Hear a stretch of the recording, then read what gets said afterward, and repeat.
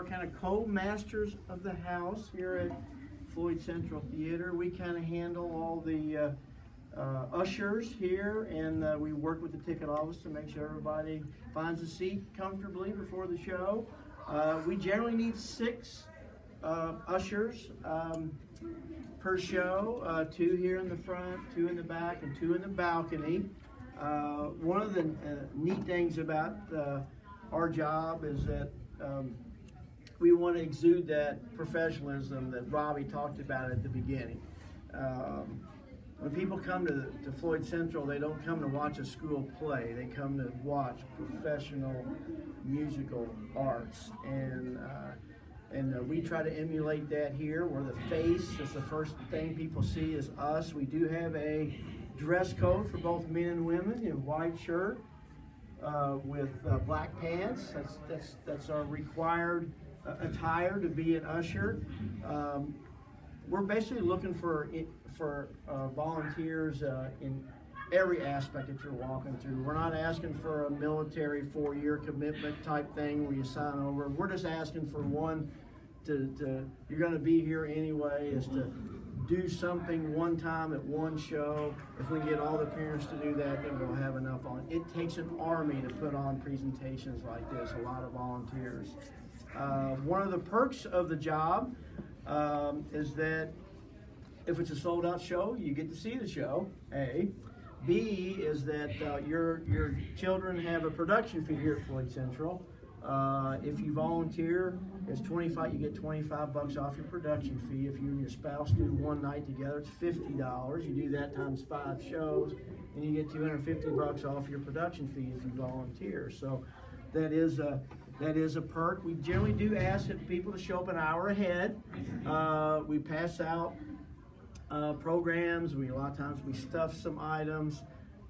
If you do want to get a seat inside and usher at the same time, try to work with the ticket office to get a seat on the aisle. You're generally the last person to sit down, and we want to make sure that everybody's down when the curtain goes up. Generally, the lights will flicker about 5 minutes before. Same with the intermission.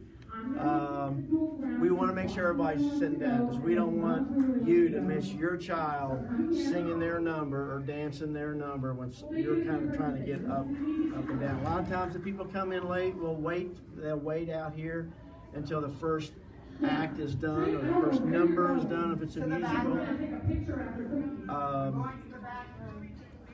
Of course, you're dealing with a lot of moms, dads, grandmas, grandpas, some elderly, some handicapped, and getting everybody in seat on time with a smile on your face and a calm demeanor.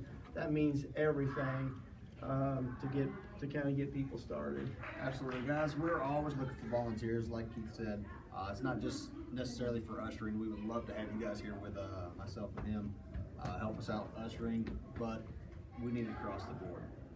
We really do. We have a huge freshman class coming in, so we're hoping to get some more volunteers. If you guys want to volunteer, please put your email down here. We'll get you plugged in.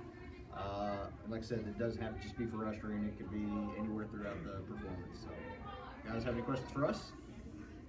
Yeah, or any of you have like freshmen coming in or junior high kids in the show? We need volunteers. I'm on charms. You're on the side. Right. Yeah. But I'm telling you, the amount of professionalism that you have, and they deal with professional actors, song, music, voice teachers, dance, choreographers. They are absolutely fantastic. They're the best they can get in Southern Indiana, and your kids are just going to have so much fun. It's just a ball. Do the ushers just work before the show, or do they come out during intermission as well?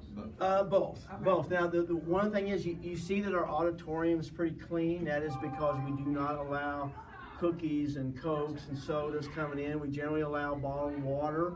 That's the only thing we'll allow back in. So a lot of times you'll get a lot of little kids will run through with cookies and stuff. So we want to make sure when you get back to your seat that it's not have candy crumbs or Coke, spilled on the seat, it's wet or stained and all that. So we want to try to keep that kind of level there. So That's People another. also know where the bathroom is and where VIP B is where the VIP is. That's right, where the bathroom is, and if you there are places for especially for patrons in a wheelchair. If it's a walker, a lot of times we'll get the walkers and bring them back here and set them back in this area. And then as soon as intermission is, if they want to get up, we take the walkers back. We want to make sure we take care of everyone. We want everybody included. The volunteers generally all will wear a badge so they kind of know what you are, and if you have a tough time seeing. And so there's an orchestra right, orchestra left, center orchestra. There's a balcony left, balcony right. So sometimes people come down here and they're in the balcony seat. So you just kind of be calm. But a lot of times they're late. They're trying to get to the show starting, and you just want to handle it very professionally. So we want to make sure everybody has a good time. Guys, thanks for coming out. Guess you're on to your next one. Thank you. No problem.